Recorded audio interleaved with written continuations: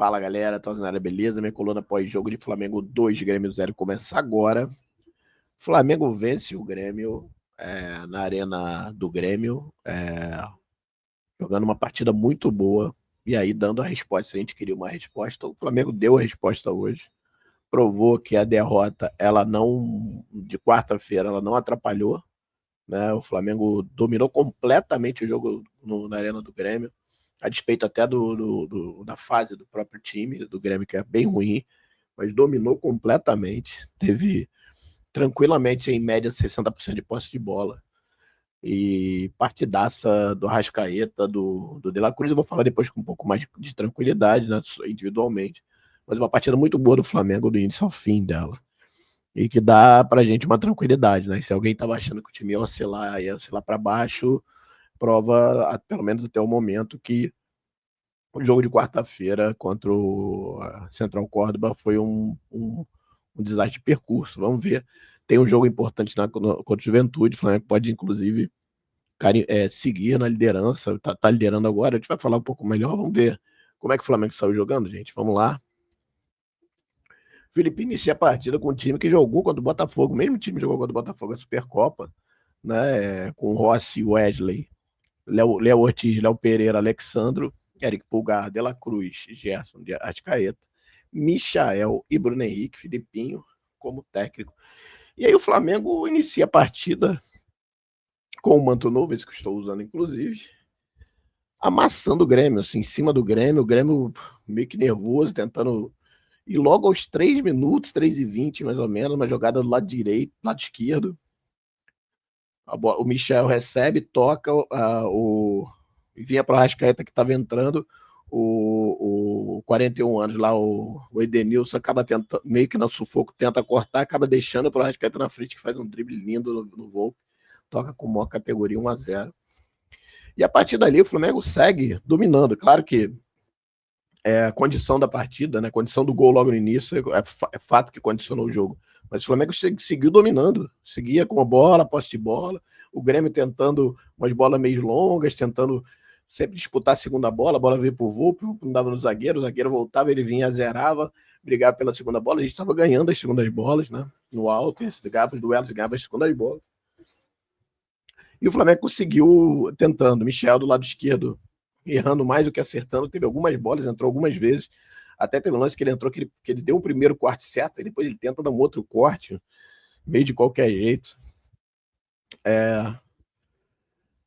Desculpa. E aí, o Flamengo segue dominando até os 23, mais ou menos. Aí o Grêmio parece que ele faz uma mudança, né? Troca o Pavão do lado direito para o lado esquerdo, muda um pouquinho o Vila Sante um pouco mais à frente, deixou aquele menino Camilo meio que como na cabeça, como quase um cabeça de área mesmo ali.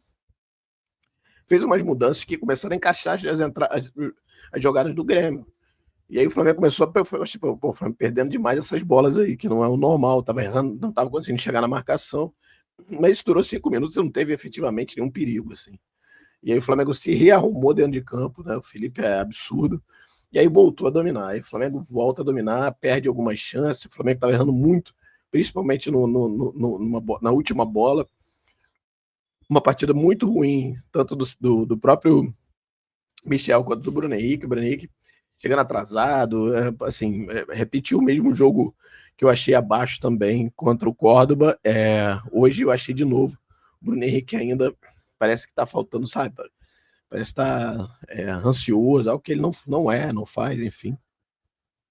Mas ainda assim, o Flamengo seguiu dominando completamente. Segundo tempo, o Flamengo vira para o segundo tempo e não muda nada. O Flamengo segue martelando, segue dominando, segue tendo controle do jogo, chamando o Grêmio, né? Fazendo aquele jogo, o Grêmio vindo aí conseguindo os zagueiros. Pô, uma partida absurda do Alexandre, uma partida muito boa, tanto do Wesley quanto dos dois zagueiros, muito bem, o Rossi também bem. A gente vai falar depois individualmente. E o Flamengo faz a sua primeira modificação aos 18, que é o Gerson, que correu bastante, pareceu bem cansado, e Michel, que estava fazendo a partida ruim, saíram para a entrada do Plata e do Cebolinha. E depois, logo depois, 3 minutos depois, dos 21 mais ou menos, sai o gol do Arrascaeta. Uma jogada linda. O Cebolinha recebe a bola, toma a falta, mas consegue tocar. O Arrasca recebe na frente em progressão, aí tava 3 contra 2. Ele vai chegando. Eu achei que ele ia dar no Bruno Henrique. Achei que ele era o Bruno Henrique. Tava no Cebolinha que tava na hora do Bruno Henrique. Ele não precisou dar, ele dá um tapa na bola. Eu vou só ver ela entrando, golaço. Partidaça, inclusive, da Arrascaeta, lembrando os velhos tempos, muita categoria, acertando passe, lançamento, ajudando a marcação. Não pareceu aquele Arrascaeta que dava 15, 20 minutos do segundo tempo, baixava meia, né? Mas não foi até o final quase. E aos 40, o Flamengo já 2-0, seguiu dominando. E aos 40, o Flamengo faz a sua última modificação, aí sim, tira a Arrascaeta, o Nico e o BH para a entrada do Juninho Xereca, do Alan e do Luiz Araújo. Nico de la Cruz, para mim, talvez um dos melhores em campo também, partidaça dele. Vou falar sobre ele também, mas também sai aplaudido, porque deveria, enfim. E assim o Flamengo vai até o final. O Grêmio ainda tem uma chance, na verdade, acho que o único chute real do Grêmio no jogo todo, aos 45, se eu não me engano, do segundo tempo. Uma bola que o menino que entrou, que eu não faço ideia de quem seja, consegue, tenta tocar, erra, a bola bate no Pulga e volta para ele, corta para fora, bate lá no ângulo. O Rossi faz uma defesaça. E aí o Flamengo termina o jogo com vitória 2-0, dando a resposta que todo mundo esperava, né? Que é um time que dominou, foi na casa do Grêmio, botou o Grêmio atrás de costas para a parede, dominou completamente as ações do jogo inteiro. E é isso que a gente quer ver, né? Então achei assim muito bacana.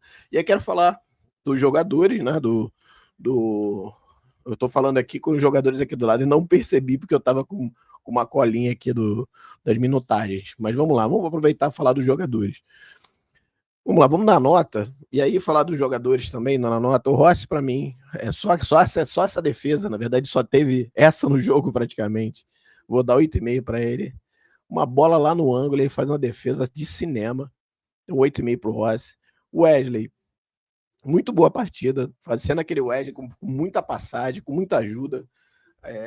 Às vezes entrando um pouco mais pro meio, fazendo a troca ali foi com o Gerson em alguns momentos. O Gerson foi até pro lado esquerdo em outros momentos, enfim.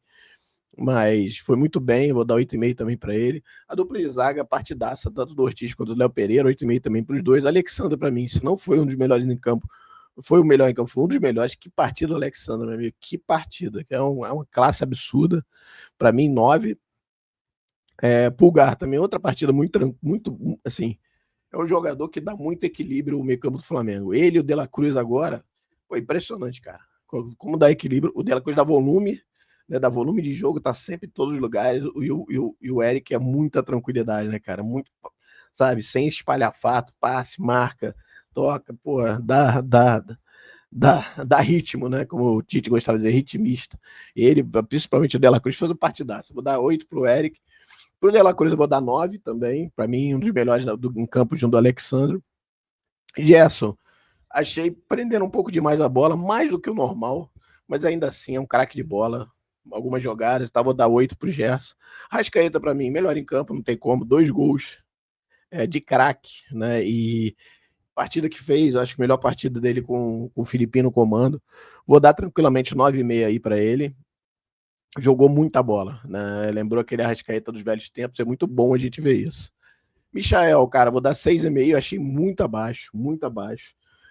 Tô sendo bem bacana aqui, mas deu trabalho ali no lado esquerdo, tentou partir para dentro, mas perdeu grande parte das vezes. No primeiro tempo, então, ele até conseguia, mas no segundo, assim, pô, tava batendo a parede o tempo todo. Tanto que o Felipe mexe. E pro Bruno Henrique, vou dar 6,5 também, muito abaixo também. O nosso unicórnio deveu um pouquinho, como deveu contra o Córdoba, deveu um pouquinho agora também. Mas, enfim. Dos que entraram, eu normalmente não gosto de dar nota, e não teve nada assim muito importante. Talvez Cebolinha pela jogada do segundo gol, mas acho que é menção honrosa mesmo. Uma partida muito segura do Flamengo, uma partida que mostra, que explica o que quer dentro da competição, né? Não é qualquer um que vai lá na Arena do Grêmio vai tirar a vitória de lá com tranquilidade, como o Flamengo fez, porque foi tranquilo, o jogo foi tranquilo, porque o Flamengo domina o jogo do início ao fim e vence com com muita propriedade, que é muito bom a gente ver isso, né? Se a gente estava preocupado com a resposta, tá aí a resposta. E vamos ver na quarta-feira. O Flamengo hoje é líder do campeonato pelos critérios de empate com o Palmeiras, com o mesmo ponto, mesmo 7 pontos, e pega o Juventude no Maraca, tem tudo para fazer 3 pontos e ir para 10. E aí seguir a vida. Depois tem Vasco, depois Corinthians, então tem uma sequência aí que de repente pode vir bem. E vamos ver como é que vai ser, né? Mostrar aqui a tabela do campeonato. Deixa eu tirar aqui o Bruno Henrique. Então vamos lá na tabela, ó. O Flamengo está em primeiro lugar com 7 pontos, né? 3 vitórias, 3 jogos, 2 vitórias e 1 empate, né? 7 pontos, saldo de gols 3, gols pró 5, por isso que ele está na frente do Palmeiras. O Palmeiras tem 4. A Juventude está em terceira, o Flamengo pega o Juventude na quarta. E aí depois vem os outros. Vasco em quarto, ou o Vascão aí, ou Vascão em quarto. Já cai, né, meu amigo? E que é o adversário de sábado, né? Então, assim, é outro jogão no Maraca, vai encher o Maraca, né? E o Flamengo, se for ganhar bem do Juventude, eu acho que já vai encher já na quarta-feira. Se ganhar bem do Juventude, o jogo do contra o Vasco vai lotar o Maraca, né? Então é isso.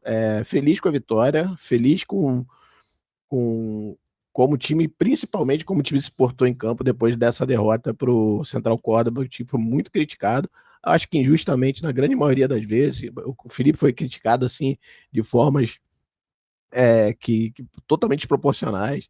Alguns jogadores idem, mas cara, é isso. Torcida, eu sempre falo o seguinte: torcedor, ele pode tudo, pode te xingar, pode querer umas loucuras, beleza. O que não pode é dirigente pensar em loucura e nem empresa especializada. Empresa especializada estudou para isso. Então, assim, não dá para ter, com todo respeito, assim, os colegas, não dá para o cara falar umas loucuras assim que você fala, pô, cara, esse cara estudou para isso, não pode falar isso, pô. Não é isso que está acontecendo.